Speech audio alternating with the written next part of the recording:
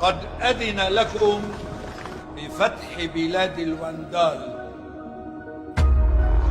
بجيش يقوده أمير طنجة طارق بن زياد.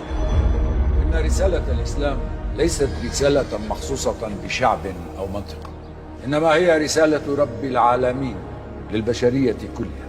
نريد بناء دولة العدل التي نبتغيها يا أبا بصير. ما جئنا لنفسد في الأرض ولا لنسفك دماءكم، إنما جئنا لنخرجكم من عبادة العباد إلى عبادة رب العباد. قد أبليتم بلاء حسنا بعون من الله ثم بعزيمتكم.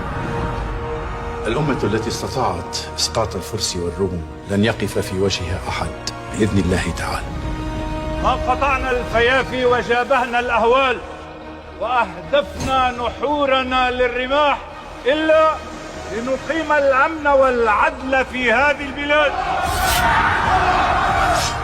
هل علي أن أرضى بالظلم؟